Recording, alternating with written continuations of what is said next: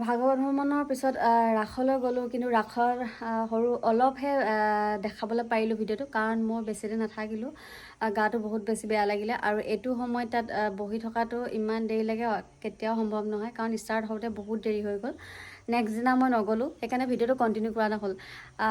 বাকী আজি ভাগৱত ভ্ৰমণৰ কেইদিনমানৰ পিছৰ ভিডিঅ' ভাবিলোঁ কণ্টিনিউ কৰি দিওঁ, আৰু সেই নতুন ভিডিঅ'টোলৈ আপোনালোকক পুনৰবাৰ স্বাগতম জনাইছোঁ। আশা কৰোঁ সকলো ভালে আছে, ময়ো ভালে আছোঁ।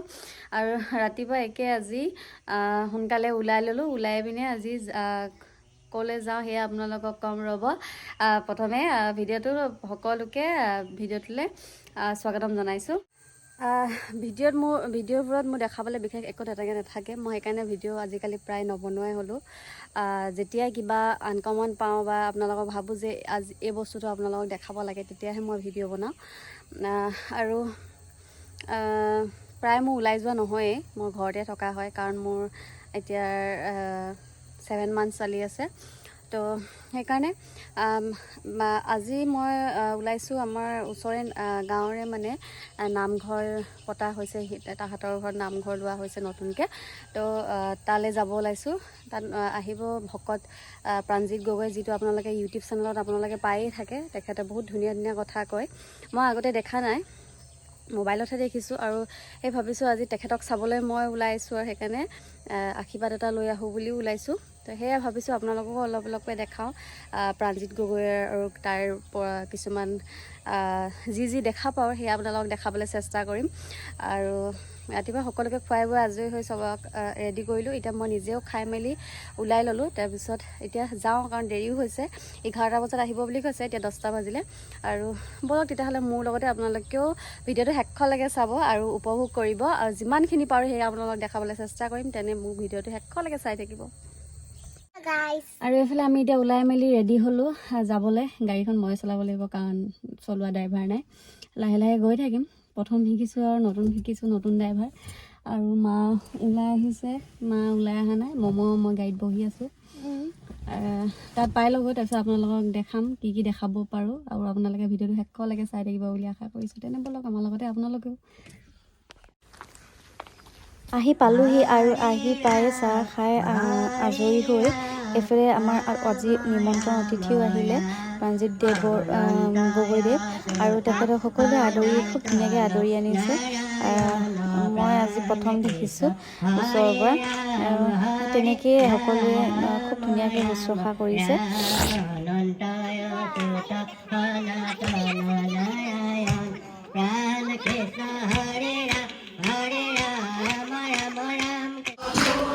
ভিতৰত আহি এইফালে নাম আৰম্ভ হৈ আছে, আৰু সেই হৈছে নতুন নামঘৰটো, য'ত আজি নতুন নামঘৰ স্থাপিত কৰা মানে নামঘৰ লোৱা হৈছে।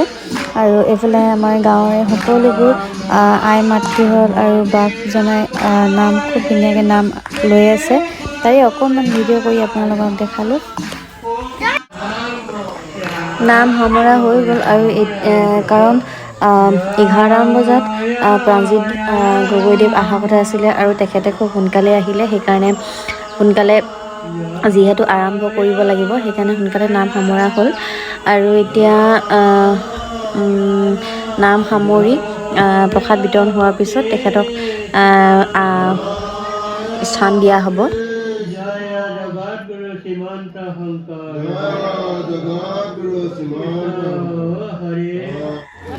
নাম সামৰাৰ পিছত সকলোৱে নিজৰ নিজৰ কামত ব্যস্ত।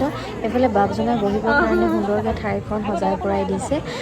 আজি আৰু শুনা হৈছে যে কমলাকান্ত গগৈ বাপজনাকো নিমন্ত্ৰণ কৰা হৈছে। তেখেতৰ নাম আপোনালোকে নিশ্চয় শুনিছে, কাৰণ তেখেত বহুত বিখ্যাত। আৰু আজি দুইজনে ভাষণ দিব। আৰু এইফালে প্ৰসাদৰ কাৰণে সকলোৱে সোনকালে যোগাৰ কৰিছে, কাৰণ এতিয়া টাইমো বহুত বেছি হৈছে। তাৰপিছত প্ৰসাদ বিতৰণ আৰম্ভ হ'ল, আৰু নাম সামৰাৰ পিছত প্ৰসাদ বিতৰণটো হয়েই নহয় জানো।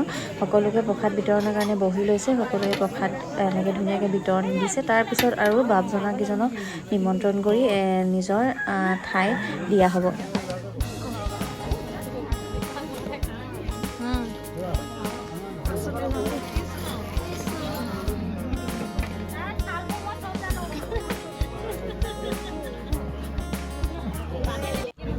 আৰু এইজনেই হৈছে কমলাকান্ত বাপজনা তেখেতকতো সকলোৱে চিনি পায় চাগে, প্ৰায়ভাগে চিনি পায়, কাৰণ তেখেতক বহুত ঠাইত নিমন্ত্ৰণ কৰা হয় আৰু বহুত ঠাইত তেখেতে যায়। আৰু আজি এই দুজন বাপজনাই আমাৰ মাজলৈ নিমন্ত্ৰণ কৰা হৈছে। আৰু ইয়াৰ পিছতে এয়া প্ৰাণজিৎ বাপজনা, তেখেতকো নিজৰ স্থান ল'বলৈ কাৰণে তেখেতক আদৰণি জনোৱা হ'ল। আৰু সকলোৱে আজি এখেতক চাবলৈ খুব হেঁপাহেৰে আহিছে, হয়তো ময়ো আহিছোঁ। আৰু তেখেতৰ দুইজনে নিজৰ নিজৰ ঠাইত বহিবৰ কাৰণে তেখেতক নিমন্ত্ৰণ দিয়া হ'ল।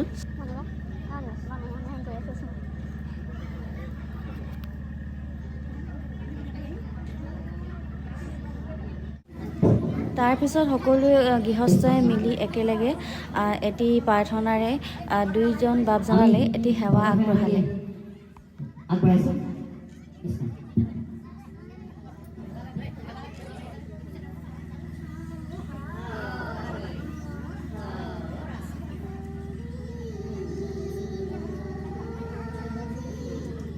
অনন্ত কোটি ব্ৰহ্মাণ্ডৰ গৰাকী,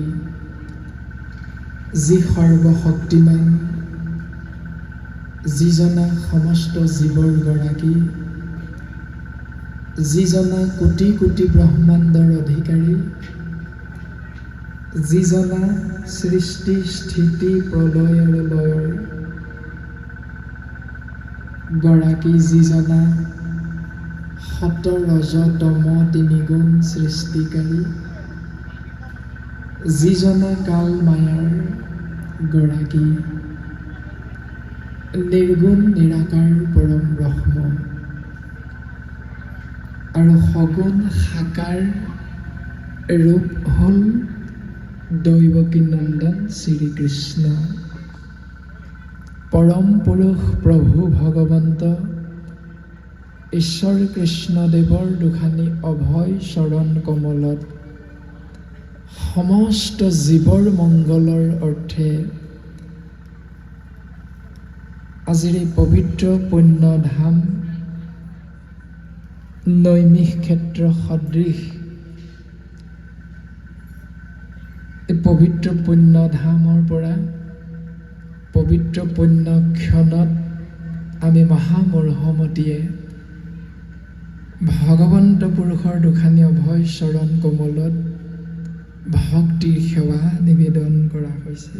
কৃষ্ণ। হে কৃষ্ণ, হে বাসুদেৱ। আৰু এয়া অলপ ভাষণ প্ৰাণজিৎ বাপজনাৰ ভাষণ আপোনালোকক অলপ শুনালোঁ। আপোনালোকে ইচ্ছা কৰিলে তেখেতৰ ইউটিউব চেনেল এটা আছে, তাত গৈও আপোনালোকে তেখেতৰ ইউটিউব চেনেলত তেখেতৰ ভাষণসমূহ আপোনালোকে শুনিব পাৰে। আৰু শুনি থাকিলে বিৰাট বেছি ভাল লাগে, কিন্তু ইমান দীঘলকৈ আপোনালোকক দিলেও মোৰ ভিডিঅ'টো বহুত বেছি দীঘল হৈ যাব, সেইকাৰণে মই অলপকৈ আপোনালোকক আগবঢ়ালোঁ। নামৰ পৰা আহিলোঁ, আহি মাৰ ঘৰলৈ বুলি ওলালোঁ, কাৰণ মাৰ ঘৰৰ ওচৰতে মোৰ বাল্যকালৰ বন্ধু এজনৰ বিয়া, তাকে খাই আহোঁগৈ। আৰু এইফালে মমকো ৰেডি কৰি দিলোঁ আৰু দুইটাই ৰৈ আছোঁ পাপাক ক'লোঁ বুলি, আৰু পাপাকে ওলাই আছে। তাৰপিছত আহি পালোঁ মাৰ ঘৰলৈ। প্ৰথমে বিয়া ঘৰত নোসোমালোঁ, কাৰণ বিয়া ঘৰত সৎকাৰ যিমান হুলস্থুল, তাতে বহুত ভিৰ, সেইকাৰণে ভাবিলোঁ মাৰ ঘৰত সোমাই লওঁ, তাৰপিছত লাহে ধীৰে যাম। আৰু এইফালে মা আৰু জোঁৱাইকে পূৰা লেকচাৰ দি আছে দোকানতে। আৰু এয়া বিয়ালৈ আহি গ'লোঁ। ইহঁতসকলৰে আজি ৰিচেপশ্যন আছে। আচলতে বিয়া কেতিয়াবাই হ'ল, কিন্তু আজি ৰিচেপশ্যন দিয়া হৈছে। আৰু সোমাই লওঁ বিয়াৰ ভিতৰত, তাৰপিছত আপোনালোকক অলপকৈ দেখাই আছোঁ। মোৰ লগতে আপোনালোকে বিয়াখন খাওক আৰু দেই।